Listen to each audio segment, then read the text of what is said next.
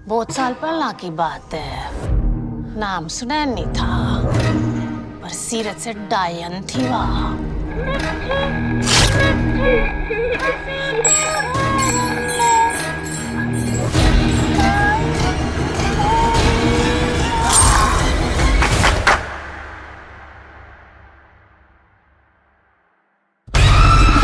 छठी माँ बुलानी है,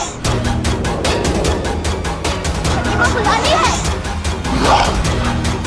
छठी माँ बुलानी है, छठी माँ बुलानी है।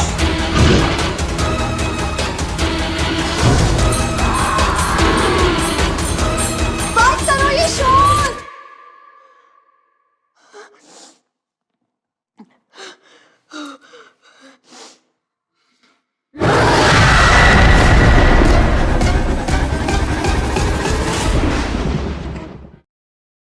नमस्कार, मैं हूं सुमित शुक्ला। हिंदुस्तान समाचार में आपका बहुत बहुत स्वागत है। आज हमारे साथ में है डायरेक्टर विशाल फुरिया, जिन्होंने अपनी जो इनकी जो फिल्म रिलीज हुई है छोरी, उससे सब लोगों को डराया है और जिसका काफी अच्छा बॉक्स ऑफिस कलेक्शन रहा है। और हमारे सामने विशाल जी अभी हैं, हम आपको उनसे मिलवाते हैं। विशाल जी, बहुत बहुत धन्यवाद हमको आपका एक महत्वपूर्ण टाइम देने के लिए। Thank you Sumit, thank you so much. Sir, ये तो मैंने सही कहा है ना कि आपने हमारी ऑडियंस को सबको फिल्म से डराया है, ये तो सही बात है ना? बिल्कुल जी, ऑडियंस का तो कहना वही है कि उन्हें डर भी लगा है और उन्हें एक अच्छी फिल्म देखने का मजा भी आया है। तो दो तरफा जो हमारी अ, इच्छा थी, एक्सपेक्टेशन थी इस फिल्म से, वो दोनों ही पूरी हुई है कि हम डराए भी और एक एंड तक कुछ और भी देखे जाए सिर्फ डराने के अलावा। आपकी जो छोरी अभी रिलीज हुई है, मतलब it's a mind blowing film. जितना तारीफ करूं उतना कम, क्योंकि हर कोई फिल्म मेकर एक हॉरर जोन में फिल्म बनाता है, बट आपने एक सोशल मैसेज देने का एक प्रयास किया है, लोगों को जागरूक करने का कोशिश किया है। तो आप अपनी फिल्म से रिलेटेड हमें कुछ अपनी बातें शेयर कीजिए हमारे व्यूअर्स को। जी, तो जब हमने कहानी लिखना शुरू की थी, बेसिकली छोरी मेरी मराठी फिल्म लपा छपी का हिंदी में अडेप्टेशन है। तो ओरिजिनल फिल्म लपा छपी हमने 2015 नवंबर में शूट की थी। 2017 में रिलीज हुई थी थिएटर में, जुलाई 2017 में। तो काफी सराही गई थी तब। रीजनल ऑडियंस ने बहुत पसंद की थी, महाराष्ट्र की ऑडियंस ने बहुत पसंद की थी इस फिल्म को, लपा छपी को। 11 हफ्ता थिएटर में थी उस टाइम पे और 9 फिल्म फेयर नॉमिनेशन मिले। इवन इंटरनेशनली हमने 30 फिल्म फेस्टिवल्स में उसको दिखाया फिल्म को। तो इतना एफर्ट लेने के बाद लगा कि अब हिंदी में भी ये कहानी बताई जाए, क्योंकि अगर एक स्टेट के ऑडियंस से ये सीमित नहीं रह जानी चाहिए, ये पूरे इंडिया को ये कहानी बतानी चाहिए। और तब जाकर एबंडेंस एंटरटेनमेंट, विक्रम मल्होत्रा, शिखा शर्मा, ये लोग मेरे साथ आए। उन्होंने इस फिल्म को देखा, उन्होंने पसंद किया और फिर हमने इस फिल्म को बनाया। और अब जब पैन इंडिया से रिएक्शन आ रहे हैं सारे, जैसे मुझे लपा छपी के वक्त मिले थे, अब वही टाइप के रिएक्शन मुझे इंडिया से भी आ रहे हैं और ग्लोबली भी आ रहे हैं, क्योंकि प्राइम वीडियो जो है उन्होंने फिल्म को ग्लोबली रिलीज किया हुआ है 200 कंट्री से भी ज्यादा कंट्रीज में। तो काफी कंट्रीज से रिएक्शन आ रहे हैं और बहुत बेहतरीन रिएक्शन आ रहे हैं। जो मुद्दा है फिल्म का, हॉरर तो है ही, बट कुछ कहे जाना है हॉरर से भी ज्यादा। एक बात रखनी है कि ये चीजें, ये प्रैक्टिसेस जो इंडिया में हो रही है काफी जगह, अभी औरतों को एक तरीके से देखा जाता है, बच्चियों को अभी भी मारा जाता है। वो प्रूवन रिकॉर्ड में नहीं होगा, पुलिस रिकॉर्ड्स में नहीं होगा, क्योंकि ये जो चीजें होती है वो बहुत छुपे तरीके से होती है, ये पब्लिकली नहीं होती है। तो कुछ लोगों ने ये भी कहा है कि नहीं, अब इंडिया बदल रहा है, अब चीजें बेटर हो गई है। डेफिनेटली बेटर हो गई है, बट उसका मतलब ये नहीं है कि ये चीजें पूरी तरीके से बंद हो गई है। अभी भी कहीं ना कहीं ये प्रैक्टिसेस चालू है, अभी भी कहीं ना कहीं औरतों को एक तरीके से देखा जाता है, वो मेंटालिटी अभी भी कायम है। तो अगर इस फिल्म देखकर अगर कोई थोड़ा बहुत सोच ले, थोड़ा बहुत अगर कुछ लोगों को भी कोई फर्क पड़ता है, थोड़ी बहुत उनकी मेंटालिटी चेंज होती है, तो मैंने कहूंगा कि कुछ हमारी मेहनत रंग लाई है।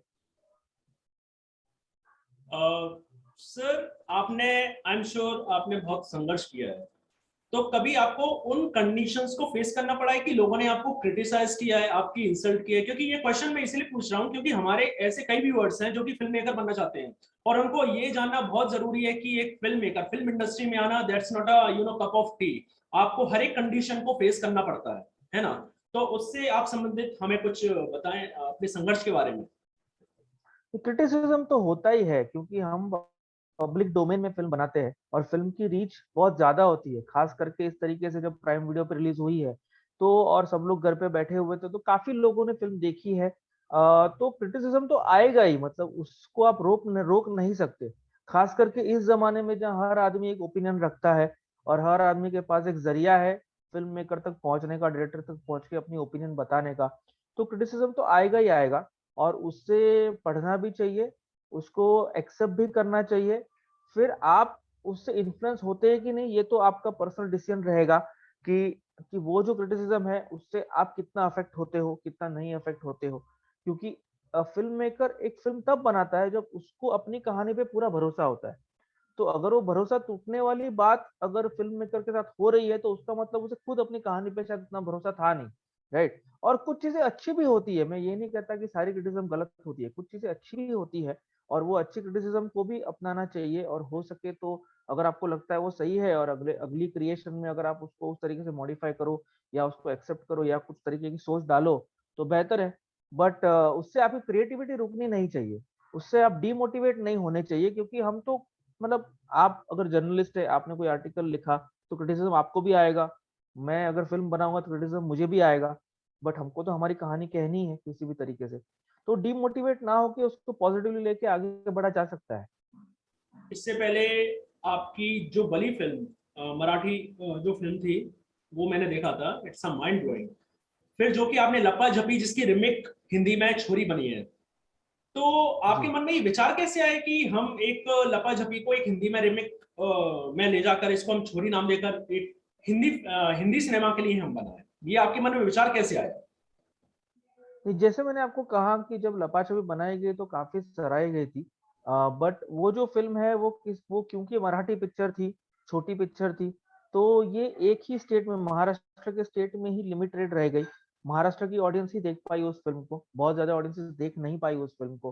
तो और पर अगर इतना अप्रिसिएशन इस ऑडियंस से मिल रहा है, फीमेल ऑडियंसेस जो है वो इतना कनेक्ट कर रही है फिल्म के साथ, फिल्म जो प्रोटैगनिस्ट है, जो फिल्म की प्रोटैगनिस्ट है, फिल्म की हीरोइन है, उनकी दर्द से, उनके इमोशन से इतना जुड़ रही है और खुद को महसूस कर रही है फिल्म के अंदर, अगर इतने एक्सट्रीम रिएक्शंस आ रहे हैं तो ये रिएक्शन सिर्फ एक महाराष्ट्र से सीमित क्यों होने चाहिए, ये पूरी इंडिया को ये रिएक्शन महसूस होने चाहिए। तो तब जाके इसको रीमेक बनाने की कोशिश की, जब रीमेक बनती है हिंदी लैंग्वेज में, जब फिल्म बनती है तो उसकी रीच बहुत ज्यादा होती है, फिर उसमें बजट भी अच्छे मिलते हैं, तो आप क्रिएटिवली भी और बेटर चीजों को कर सकते हो, टेक्निकली फिल्म को और बेटर बना सकते हो।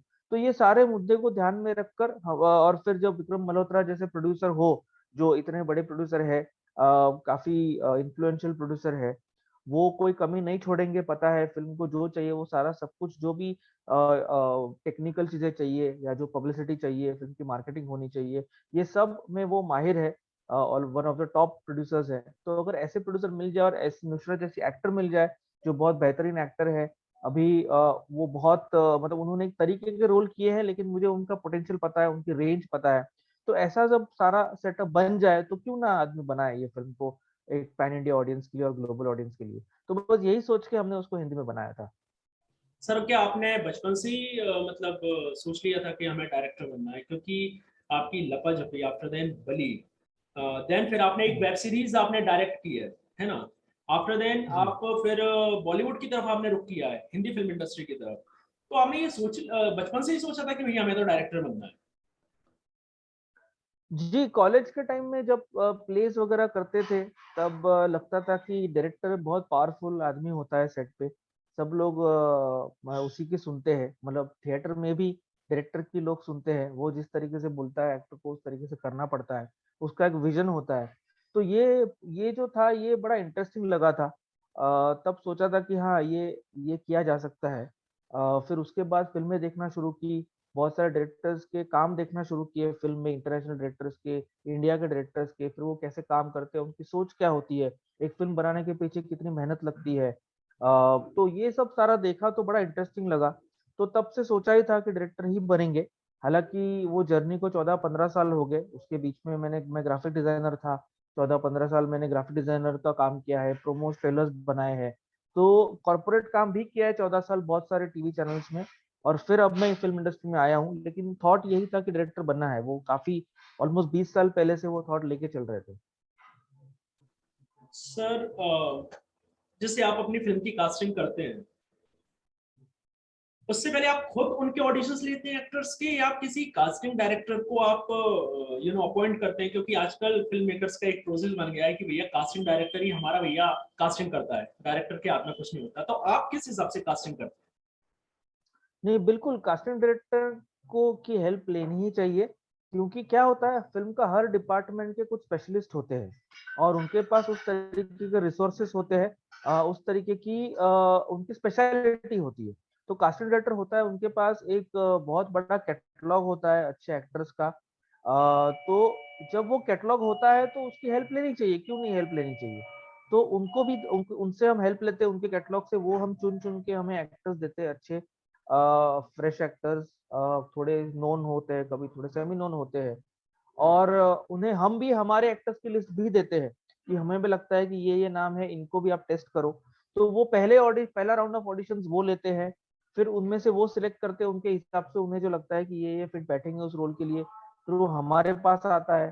फिर फाइनल राउंड का जो ऑडिशंस होता है वो मैं खुद लेता हूँ। लास्ट के टॉप 5 हो या टॉप 3 एक्टर्स हो जिनको हमें लगता है कि एकदम परफेक्ट फिट बैठेंगे, उनका ऑडिशन, फिर उनका स्क्रीन टेस्ट हुआ या ऑडिशन हुआ, ये मैं फिर खुद पर्सनली लेता हूँ, चेक करने के लिए कि मुझे जो चाहिए वो ये कैरेक्टर, ये एक्टर दे पाएगा कि नहीं उस कैरेक्टर के लिए।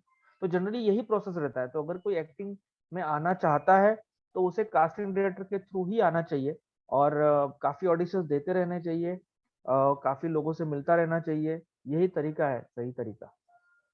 आपकी अब जो आने वाली फिल्म्स हैं, एक तो फॉरेंसिक है जिसको दीपक मुखर्जी प्रोड्यूस कर रहे हैं, और अभी जो हमें विकिपीडिया पे जानकारी मिली है कि श्रद्धा कपूर के साथ आपकी फिल्म आ रही है नागिन। और फिर दूसरी एक तीसरी फिल्म की बात करूं, छोरी, जो पार्ट 2 है, उसका भी अनाउंसमेंट हुआ है। तो ये सब आपकी जी फिल्में कब, कैसे, क्या रिलीज होंगी? कौन सी प्री प्रोडक्शन में है, कौन सी पोस्ट प्रोडक्शन में है? तो इनके बारे में आप हमारे व्यूअर्स को बताएं। जी। तो फॉरेंसिक जो है ये पोस्ट प्रोडक्शन में है, बहुत जल्द ही रिलीज होगी। ऑलमोस्ट खत्म होने आया है पोस्ट प्रोडक्शन, होपफुली मार्च तक हो जाना चाहिए पोस्ट प्रोडक्शन खत्म।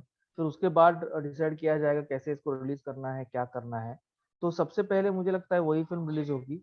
नागिन तो अभी अभी हम फ्लोर पे जाना बाकी है, क्योंकि श्रद्धा बहुत ही बिजी है। उनके पहले की जो कमिटमेंट्स है वो सारी अभी शूट पे, अभी फ्लोर फ्लोर पे उनकी शूटिंग चल रही है। तो जैसे ही वो उनकी कमिटमेंट्स खत्म होती हैं, फिर वो हमें टाइम देंगी। उसका प्रिपरेशन भी काफी सॉलिड है, तो वो उसमें भी टाइम जाएगा। तो उसको थोड़ा सा टाइम है, मतलब इस साल हम फ्लोर पे जाएंगे उस फिल्म को लेकर कभी। तो लेट्स सी कैसे साल निकलता है। और छोरी 2 तो है, ये तो अभी राइटिंग में, अभी डेवलपमेंट में है। तो उसकी आइडिया हमने सेट कर ली है, कैसे स्टोरी को आगे ले जाना है ये हमें पता है, बट अभी स्क्रीन पे लिखा जा रहा है उसका। तो वो मुझे लगता है कि अगले साल ही बन पाएगी। एक आखिरी क्वेश्चन आपसे पूछूंगा कि आपने भोपाल में शूट की है, पिपरिया में और भोपाल में, छोरी। तो आप कुछ एक्सपीरियंस बताइए कि भोपाल में, खासकर मध्य प्रदेश में, क्योंकि गवर्नमेंट भी फिल्म मेकर्स को काफी सपोर्ट कर रही है कि टूरिज्म, एज ए टूरिज्म को बढ़ाने के लिए। तो कुछ उससे रिलेटेड आपको कैसा लगा भोपाल में शूट करके?